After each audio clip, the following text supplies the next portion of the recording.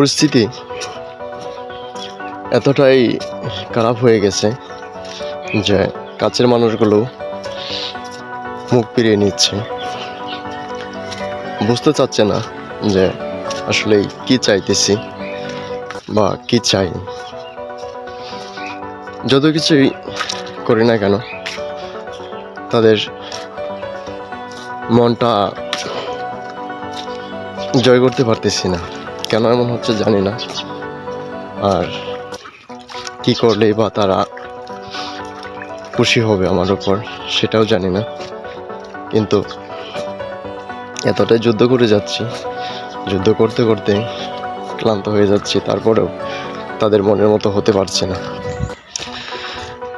ধৈর্য ধরে আছি ভালো কিছু পাওয়ার আশায়, ভালো কিছু করার আশায়। ভালো একটা দিন আসবে সে অপেক্ষায়। তারপরও কেন জানি সব কিছু আস্তে আস্তে এলোমেলো হয়ে যাচ্ছে, কেন জানি সব কিছু হাতের নাগালের বাইরে চলে যাচ্ছে। কবে এই দুর্দিন কেটে সুদিন আসবে জানি না। আসলে জীবনে কিছু কিছু ভুল আছে যেগুলো জন্য সারা জীবন মাসুল দিতে হয়, যেগুলোর জন্য সারা জীবন পস্তাতে হয়।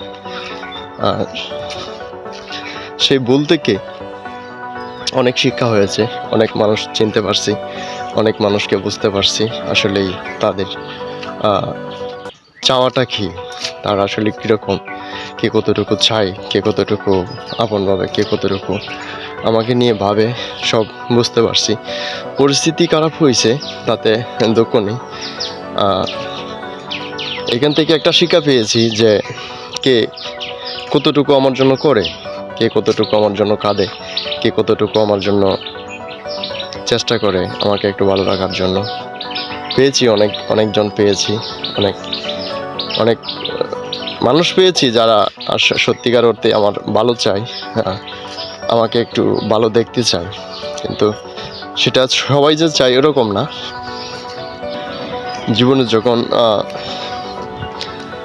কঠিনভাবে একটা ধাক্কা খাবেন তখন আপনার এই ধাক্কা থেকে অনেক কিছু শিক্ষা হবে, অনেক কিছু এখান থেকে জানতে পারবেন। যদিও আপনি অনেক কিছু হারাবেন তখন এইটুকু অন্তত বুঝতে পারবেন যে কে আপনার সত্যিকারের আপন আর কি আপনার পর।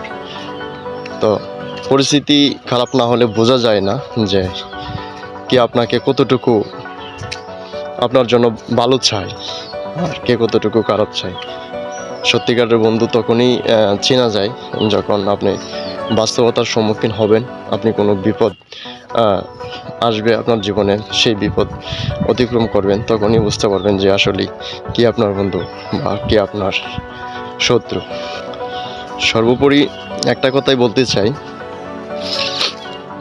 এখন যেই দুঃসময়টা কাটাচ্ছি হয়তো এক সময় এই দিনটা থাকবে না, সুদিন ফিরে আসবে। কিন্তু মানুষগুলো আমি চিনে গেছি।